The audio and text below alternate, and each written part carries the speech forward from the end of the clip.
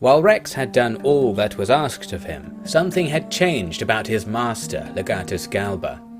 He seemed to be concerned with something going on in the world of Roman politics. That was nothing unusual, but it seemed that a soldier in Rex's party, Alva, was involved at the highest level. Whatever was happening, all Rex wanted to do was secure his legal freedom in the Roman Empire and then depart for Rome. He planned to reveal everything to Galba after a feast celebrating the end of the Romano-Parthian War. His plans were as naive as they were unnecessary. In a meagre hall at Amorion, Rex met with Consul Severianus, the sponsor of his rise to office, and the man said to be quite mad. Now though, he sat with a lordly composure and bid Rex join some of his officers around a small table. There was no food to be seen, as the consul spoke of an army of outlaws, many of them escaped slaves, who had made their home on the side of a mountain to the south. "Champion Erland, I can think of no one better to deal with this threat. Do this for me, and you shall have more than a frontier village to your name," the consul said. The officers around him nodded and looked to Rex, who could only nod also. While it was an impulse, he also wanted to see these men for himself, and perhaps spare them the execution without trial the consul had in mind. With the work assigned, the officers shooed Rex away. He gathered up his soldiers, first drinks still in their hands, and marched them back out of the gates that still stood open from their arrival. A couple of mornings later, the mountainside in question came into view. The morning light was glinting off 1,000 blades, crowds of horses and cattle grazed the foothills, and woven banners dotted an extensive campsite. "If those men are slaves, they are rich enough to buy their freedom several times over," Agasicles noted. Alva turned his horse around, and with a gesture bid Agasicles' mount to do the same. "Ah, I think that means we've been spooked," the Greek added. "Captain," Aithna began, but when Rex looked over at her, she had nothing else to say. Eadfrith galloped back from his hide on the rise in front of them. "They've seen us. Looks like they're mustering. See those flags?" Red banners were being run around in a circle by horses higher up the mountain. "Signals," Pullo said, drawing his sword. "They're an army, and they've got friends nearby." The company hurriedly geared up for battle, and as they did, there was word of more enemies appearing to their flanks and behind them.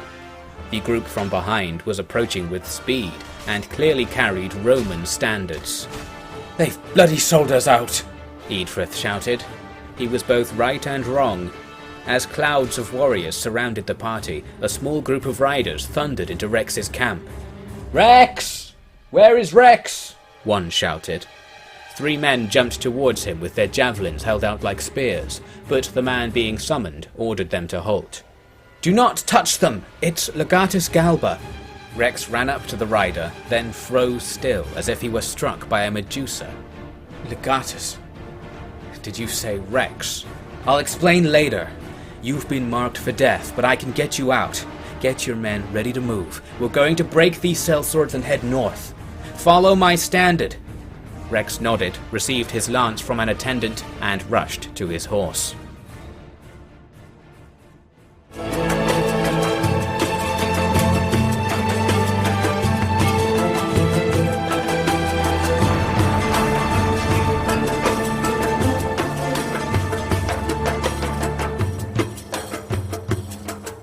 Hello there, welcome back to Rex Romanum, where I've jumped into a pretty serious battle, decided to engage a mysterious glitch stack of bandits, and ended up fighting absolutely loads of them at once. Luckily Galba is here to help.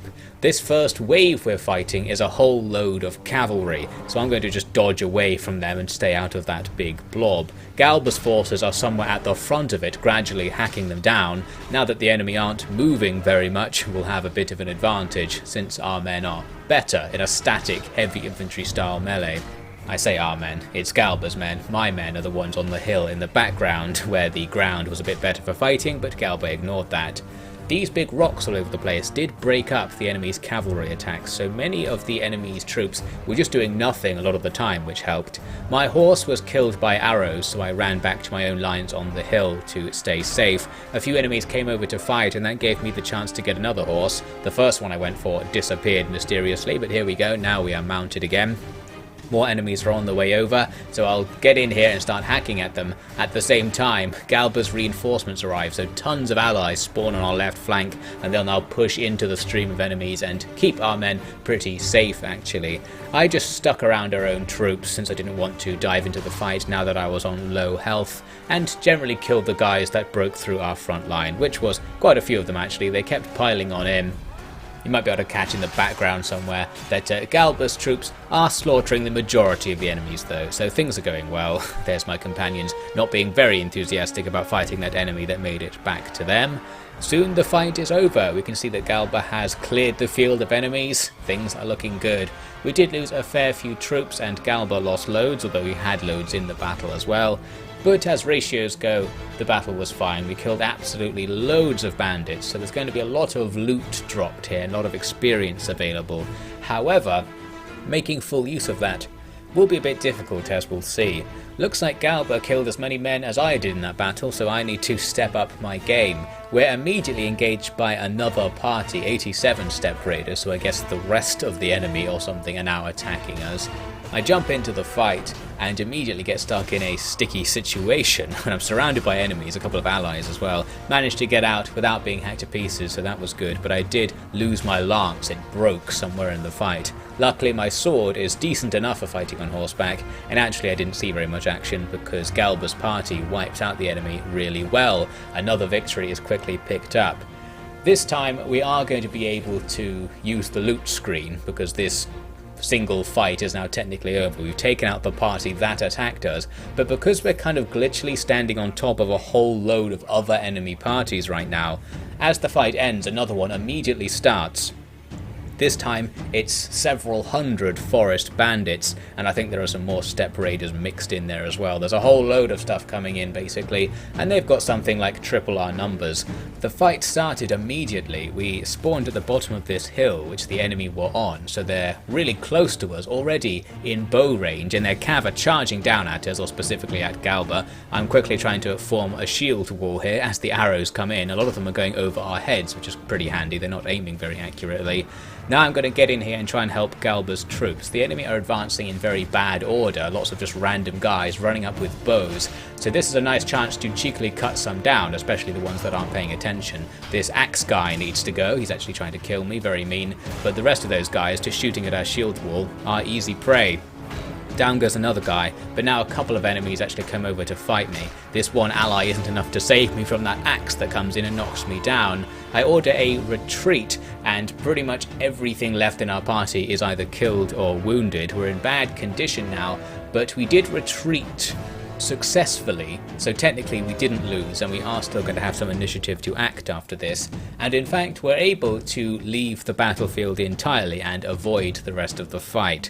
So there we go, we've tried to engage this glitchy stack of enemies. I think we need a much bigger army to bring down this force, but we did survive a pretty brutal gauntlet right there. I'm going to use a few hacks to get out of here, and Galba's going to tell us what to do next.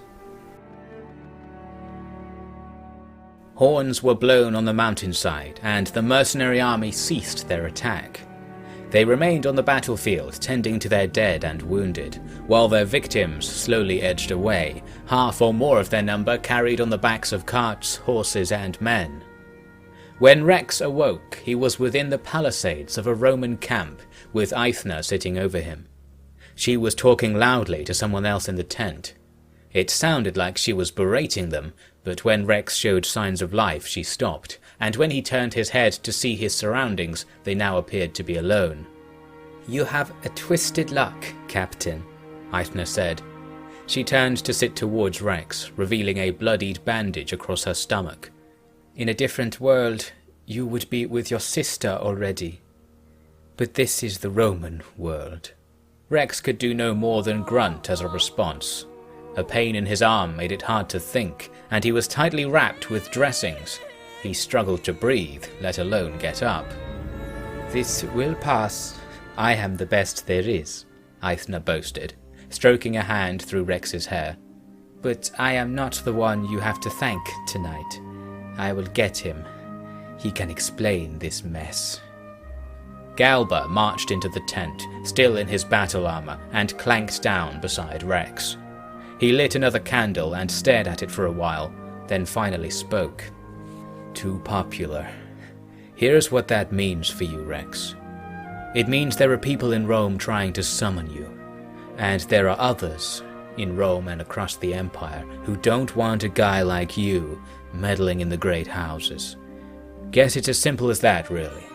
Oh, and the big deal is that the one insisting on meeting you is the Emperor Aurelius. Some of the other officers think they know what he wants with you.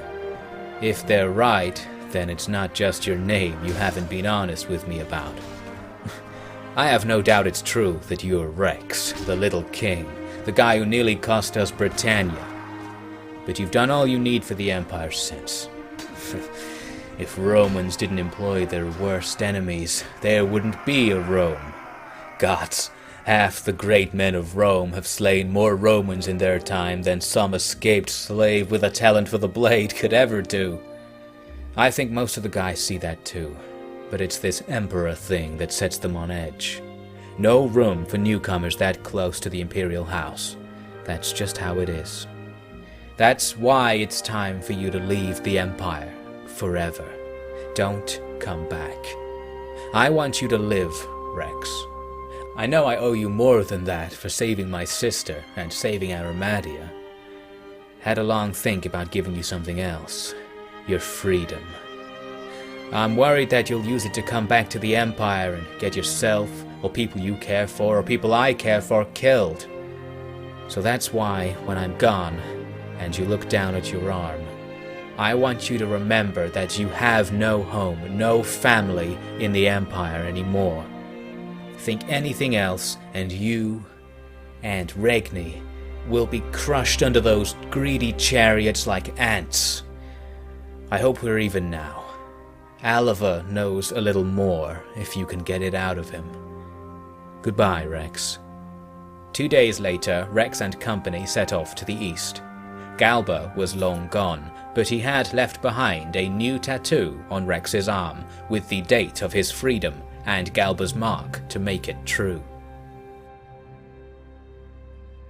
With Rex kicked out of the Empire, for reasons that are not yet entirely revealed, we'll talk more about them as we go on, we're now going to start a new phase in this campaign, a relatively fast-paced phase where I go east and see what else the map and this mod has to offer, and build up our power base to then eventually go back and challenge the big boys, which surely has to be the objective of any campaign in this mod. We have to go up against the Romans.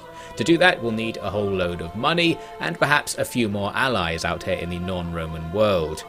Right now, I was wondering what I could do with this build a layer feature that I discovered in the menu. You can see right now I'm sitting around in Armenia. I decided to head northwest to the other side of the Caucasus, a nice out-of-the-way place, and then use some hacks to give myself the money to make the lair, to at least see what it does. We don't need a lair, and we don't need one here, but let's do an experiment just to see what it is. So it makes this little settlement called My Lair, and we can go on inside and take a look round. It acts like a castle-style settlement, I believe. It belongs to Roman Asia, because we're part of their faction, I suppose. I don't know exactly what that means. You can hire staff, and you can hang out in the hall. There's no one here, because we've just built this lair in the middle of nowhere, but that's very nice. I won't really be using this place, but this feature may come in useful later on. Now I'm going to head back towards the Armenian capital, Vag-Hadshapat, because this is one of the settlements where there are tournaments all the time, so we're going to make use of this by getting in there and trying to get us some money and reputation. What we'll need to do at this phase in the campaign is get a load more businesses and build up some money so that we can just make a massive army ready for later on. So I'll take a little look at this first tournament at least. There are quite a few tournaments we do here, but I won't really be talking about them. Here's the all-important chaotic first round, where you can just get killed at random because there are so many guys running about all over the place, especially when it's hard to tell who's on your side. Luckily the opponents in this match happen to look different to us, but that's not always the case. Things don't go completely as planned. We do end up facing loads of enemies at the same time, but in this first round you only have to take down one guy, I believe, to pass to the next round. So even though we were defeated, we still go on to the next round. This time it's loads of teams with one guy on them. That's more like it. Nice and easy to see what's happening.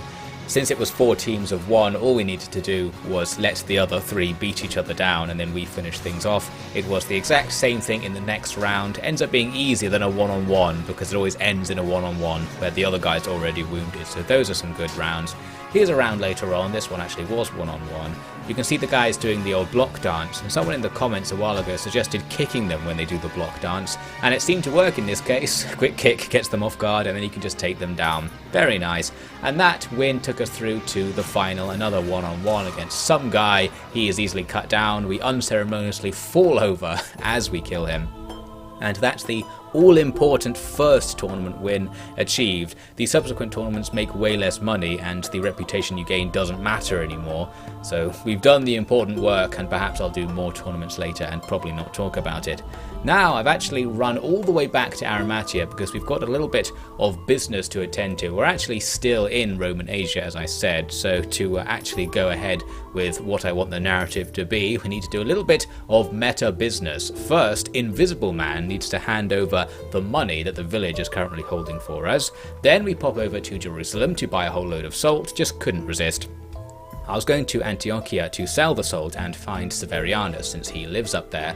On the way, encountered the old glitchy bandit base, and I realised I actually do have an outstanding mission with Galba to take this base. I'm going to do it because we need the money to get businesses, so might as well. And here's an opportunity to see how I've slightly re-geared Rex now. You've got a nice big Egyptian shield and a Greek-style helmet that's looking very fetching. You may also note I've got arrows on my back. One thing I want to do is train Rex in archery since we're terrible at it, but I actually have so little skill I can't even equip any bows I've found so far. I need to unlock the power draw skill to use a bow, so that will come later on. We quickly cut down a whole load of guys here, but as usual, a lot of the guys are off beyond invisible walls, so we have to hack our way to victory. Then we go to Antiochia and sell off all the loot we got from that raid, and on top of the money we make from the quest and the money we make selling salt, we're now in the region of having enough to buy a business back in Armenia's capital, so looks like our little new adventure is getting off to a good start. Here's Severianus. You can just leave the service of lords pretty easily. You just say, "Can I not be sworn to you anymore?" and the oath goes away. It makes the lord in question dislike you, but you don't lose honour or anything, so that's handy. You might note I decided to rename my lair to Eagle Fort, and as we make our way back towards Armenia, we're going to find out why I decided to do that. After his banishment from the Empire, Rex had been forced to take on a new alias for his public appearances in the arena. That is why when the Armenian king put out a summons to meet the one known as the Outlander, it was Rex who rode to the army encampment outside of the city of Vaghashapat. Rex bowed before the king, who said, "Never have we seen such a display of skill at arms. It was as if he was trained by the Eagle Master himself." Rex yanked his helmet off and looked up at the one-eyed monarch. "Bagadatta? What word is that? I thought you spoke the Roman tongue." The king looked to his left and right, but for what we shall never know. Rex was too flabbergasted to say anything else. There was no mistaking that it was his former bodyguard standing here commanding a kingdom. "Wait, I understand," he suddenly said. "You wish to impart on me a secret of the Eagle Order. I have long wished to travel up the mountain and speak with the old masters, but even I have not been so privileged as to be summoned. Everyone must leave. The words the Outlander will speak can be heard by me alone. Anyone within 20 paces of this tent will be killed. Leave us!" Rex and Bagadatta were left alone. Bagadatta explained that he had gone out to assassinate Legatus Galba and had struck on a night when the King of Armenia was at Galba's residence for official business. In his excitement to strike, he had killed the wrong man, but it just so happened that he himself was the spitting image of the deceased king. Unable to escape before Galba entered the estate, he concluded a treaty with Rome himself and had been King of Armenia ever since. Then Rex gave his story. "You were right to distrust the Romans, but Legatus Galba saved all of us. He is not a good man. He still wishes slavery upon many, but he says that there is good even in that, and makes it feel true." "I wouldn't believe you normally, but the eagle spear picks its victims based on their honor. Truly, Galba must have earned his life, even if it was just to aid a hero, such as yourself. Even still, he knows something about Regni. He knows her name, and that she's in danger. I fear the Romans who didn't want me to meet the Emperor will find her and use her life to keep me out." Alva said, he indicated that she is in Rome. So that is where I must go. Somehow. You truly are an Outlander, joining the ranks of the countless thousands of warriors who seek prizes in Rome. Perhaps you will be the hero to unite them. No, not an option. I'll go alone when the time is right. By the way, I saw the Eagle Fort. Is there really a master there who could train me? Not there, but here. The master of the Eagle Order always carries the Eagle Spear. If you want to train, as the heroes of the Golden Age did, you must fight alongside me. Rex grabbed Bagadatta's outstretched hand and gave his company to the service of the imposter king, for now. With help from some tournament wins and mercenary payments that we haven't really earned, we've now got money for a new business. However, on the way to meet the guildmaster, we are apparently ambushed. I could hear someone throwing javelins and eventually spotted people over here coming to attack us, but they've picked some difficult targets. Me and Eadfrith here are pretty heavily armoured in comparison to them, and they've only got 3 guys. We immediately cut down the first guy, then I do take a javelin, but because of my heavy chainmail it doesn't do that much damage, so we can just tank it and go on to hack these guys down. Now we can successfully get to the guildmaster, and soon I am the owner of a new brewery, which in a week will start outputting money for us, a fair bit of money as well. That's the cycle complete. Now it begins again. We need more money and another city to buy things at, but as I've said before, it should get faster and faster. Now I took on a quest for the Armenian king, who may or may not be who he says he is. He wanted me to collect taxes from the city, and you get a portion of what's collected in exchange for doing it. You don't actually have to do anything in terms of gameplay, you just sit here and the money appears. But during the process the people are outraged and seem to be threatening rebellion at the whole thing. So I'm going to agree to reduce collection by half, thinking, well, I'll just take a lesser sum of money in order to avoid trouble here and be extra lazy. But as it turns out, doing that annoys the king so much that you actually barely get anything. He just takes everything you collected for himself, and I wasted my time. So we've learned a lesson at the very least. It looks like our honour is not appreciated here in Armenia. Perhaps the rebellion and just killing them would have been the preferable option, since we would have got more money. There was another blunder right after that, when I saw some Parthians raiding Armenian territory. My party is too small to deal with them, so I went to talk to an allied officer thinking maybe he'll come with me to help me fight the Parthians. He doesn't want to follow me per se, but I can just tell him that we're being attacked, and he says, well, I'll start taking my troops to go and face the enemy. The problem with this plan is that the enemy just about finish their attack on the village at about this time. That means as we go over there, the enemy are moving elsewhere to attack some other place, and the troops I said to go and save the village now walk right past them, eager to get to the village, And yes, this has been an enormous disaster. Looks like Rex's involvement in the statecraft of Armenia isn't really destined to go anywhere, and fortunately we don't really need to be here. The modus operandi right now is to just visit cities and build up money. The other thing I want to do at this point in the game is do at least one quest for each of the faction leaders we come across to represent Rex networking with non-Roman factions, building the relationships that may come in very useful later on. Here's the leader of the Allans. He's talking something about his claim to the throne of Britannia, another guy who wants to rule Britannia. There's quite a few of them out here, it seems. He's got a really easy quest for us, so my self-imposed rules get off to an easy start. He wants us to bring him 5 troops, but the troops he asked for were the ones at the bottom of the troop tree. Well, also technically the top, because this faction has no troop tree, they just have generic trash spearmen as their only infantry. So we bring him a few from a nearby village, and that's some easy reputation, and some money as well, because he paid us to upgrade the troops, but we didn't have to upgrade them, so we've still got the money. Very good stuff. The real progress won't start until we get further east, which we'll be speeding on to next time. The failed attempt by the Roman elites to see Rex dead had taught him many things. He now knew that some Romans were aware of Regni and his connection to her, putting her in great danger. But he also confirmed that she was in Rome.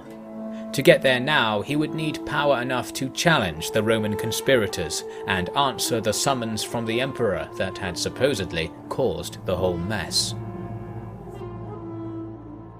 That is all for this episode. Thank you very much for watching, and a special thanks as always to the OfficiallyDevin patrons. We'll continue on in our quest and find a bit of a windfall to help us out next time on Rex Romanum.